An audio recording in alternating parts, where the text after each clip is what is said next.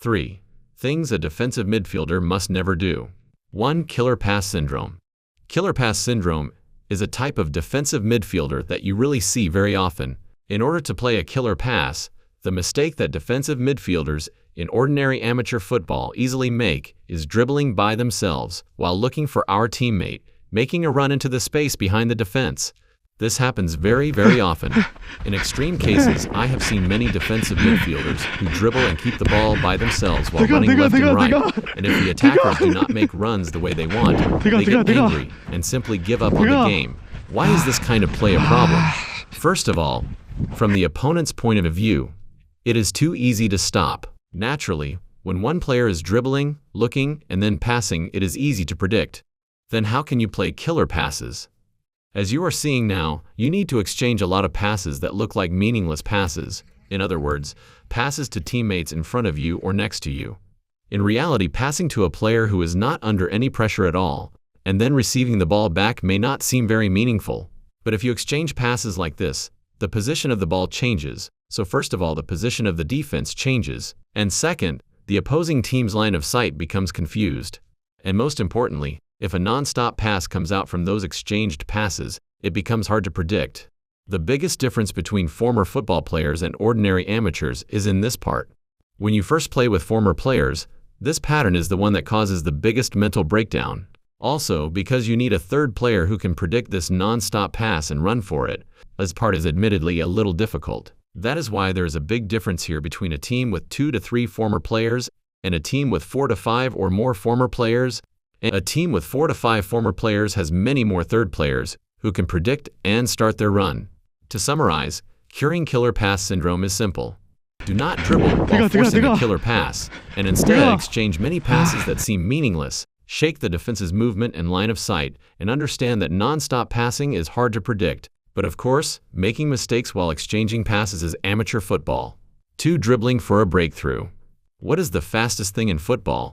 The fastest thing in football, of course, is the ball traveling after a pass or a shot. Second is a person running without the ball. Third is a player dribbling in a straight line with the ball. And finally, the slowest is a player dribbling while using feints in order to beat a defender. The reason I suddenly ask this question is because the role of the defensive midfielder is largely to carry and distribute the ball from the defensive area to the attacking area. And in that role, the most important lifeblood is timing and speed. You understand what I am trying to say, right? A defensive midfielder, who becomes the main flow of the ball in our team's attacking build-up, should avoid dribbling for the purpose of beating a defender as much as possible. Because that action itself delays the speed of the attack. It does not help the team. Occasionally, it can be an exception if there is no teammate positioned in the direction where the ball should go, or in the direction that should be opened. Especially, that kind of case happens a lot in beginner-level amateur matches. Even so, in the midfield area, especially in the defensive midfield area, it is better to refrain from dribbling for the purpose of beating a defender itself. Dribbling to change the direction of attack, dribbling to protect the ball, or dribbling to create an angle because our teammates are positioned at angles where they cannot receive a pass are exceptions. I am preparing more detailed content on this part. I am planning a video where you can practice dribbling and movements by pattern for each position. 3. Not running and letting the spacing get stretched. This is really the most basic of the basics for a midfielder. I would even go so far as to say that football, in the end, is a game of securing numerical superiority. When it becomes 2 versus 1 football, becomes a game you can never win. The same is true for 3 versus 2 and 4 versus 3. Having one more player means you are in an absolutely superior position by that much. Even if you know this fact, in real football, especially in amateur football, as the game goes on, there are many cases where defenders stay only in the defensive area and attackers stay only in the attacking area, so the spacing becomes stretched, and even the midfielders cannot cover all of the space in between. It would be nice if the spacing always stayed consistent, but that is an ideal story. Now, realistically, let's assume both teams are exhausted. We have a back 4 in our defensive area, and the opponent has 3 attackers. At that moment, if 2 of the opponent's midfielders join the attack with everything they have, but our midfielders fail to track back, then it becomes a 5 versus 4 situation. In that case, we are absolutely at a disadvantage. At that point, a midfielder's football sense is still important, but whether or not the midfielder has the stamina to keep moving into positions where he can continue to be involved around the ball becomes the key that decides the game. Are professionals different? In my opinion, even at the professional level, because it is still competition among themselves, although not as much as amateurs, you still see the spacing stretch more as the game goes into the later stages.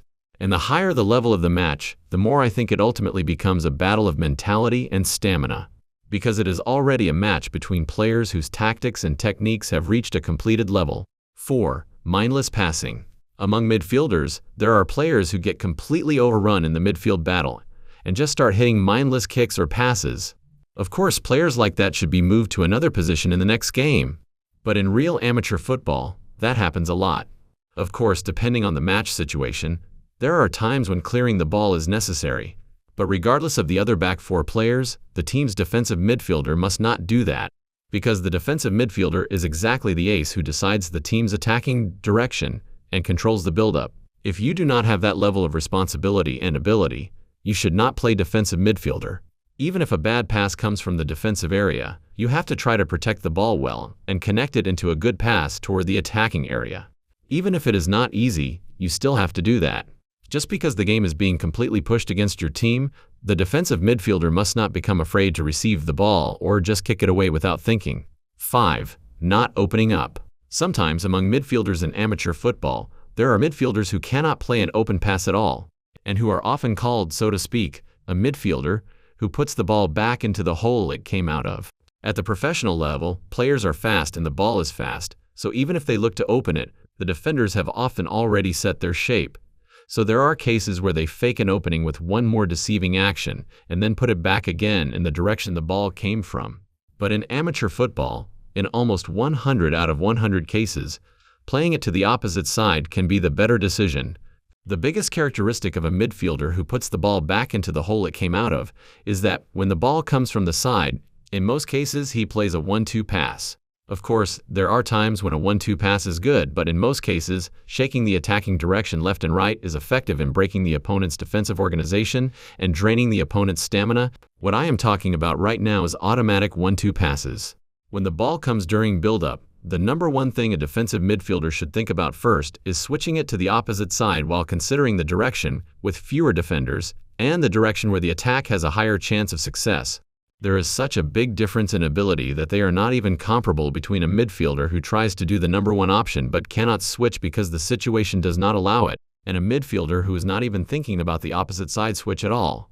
For example, our attacker gets the ball on one side, and the opponent's defenders start pressing hard toward that side. Then sometimes the ball gets laid back to the midfielder. But when that happens, there are cases where the midfielder thoughtlessly puts it right back into that same side again. But if the opponent presses to one side and I receive the ball, then that should be 100% just switch it to the opposite side. Then the opposite side will definitely have space open.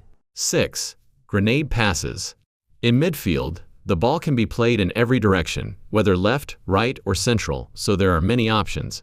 So there can be many options, such as option 1, option 2, option 3, and so on. And the grenade pass I am about to talk about means a situation where, while hesitating between options 1, 2, and 3 in the end, even option 1, which was originally the safest option, has become risky. So it ends up looking like you are passing it right before the bomb explodes, like in a hot potato game. If you had passed it just 1 to 2 seconds earlier, our teammate receiving the pass could have received it comfortably, but because you held the ball for 1 to 2 seconds more, it turns into a situation where our teammate receives the ball while in a duel or under pressure from an opponent. You must be careful about this. Do not play grenade passes. 7. A precise kick, but too short. As a defensive midfielder, there are times when you need to switch play or hit a kick into the space behind the defense.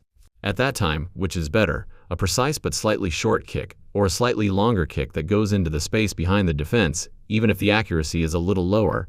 There is a condition that you must be able to hit a long kick, but if both are possible, then without question, the longer kick is better even if it is a little less accurate. The reason is that creating a situation where our attacker and the opponent's defender compete for the ball itself puts pressure on the opponent, and even if the probability is only 50-50, it is still a very favorable situation from the attacking side's perspective. But amateur football is not that simple. You have to look well and choose your kick for the older guys on your team, because if they look at it and think it is too long, they will not run. But in general, that is when the attacker and defender have similar pace, it is always better to put it over the defensive line. The worst situation is a kick that gets caught by a header on the defensive line. So please, if you decide to hit the kick, hit it firmly and get it over the defensive wall. 8. Receiving the ball with your back turned. Midfielders often have many situations where they receive the ball with their back to goal. At this time, when receiving the ball from the back line, receiving it with your back turned is not good. Still, when you quickly move toward a teammate to receive the ball, there are cases where you have no choice but to receive with your back turned. But in these cases, it is important to take even 1 or 2 steps to the side, left or right, and create space where you can open your body even a little more. But the reality of amateur football is not easy. Even if you make this kind of movement, the ball probably will not be played properly to your feet. If you miss this one timing, you get trapped and crowded out. And because that happens very frequently in amateur football, just accept it. Please encourage your teammates. Anyway, getting angry and frustrated on the pitch does not help this game at all. Instead, please recommend soccer tutorial videos and the how to get better at football EBOOK. Even when our team makes mistakes, not hurting our team's atmosphere, that too is part of a midfielder's role. And before receiving the ball, one thing I always heard while playing in midfield was that I should always keep my body half open, and I was always coached that way. What that means is, when receiving the ball from the center back, instead of just facing our own goal and receiving it, if you always keep your body half open, you can see both sides. Then even if the ball comes to you, you can know when pressure is coming from the opponent. But if you stay closed like this, it is hard to see pressure coming from behind. But when receiving a ball coming from the center back, even if you just keep your body half open, when the ball comes to you, you can recognize that pressure is coming. Then you can spray it forward non-stop. But if your body itself is facing your own goal, then because of the opponent's pressure, it becomes difficult to take the ball. Turn your body and then play it forward. You keep the near side touchline behind you and look out toward the far side. Since I am positioned toward this wide side, I have options I can choose from. If the pass line is over there near me and my body is facing only that line, then there is only one of our attackers there, the winger near the line. But I need to open my body toward the wide side like this.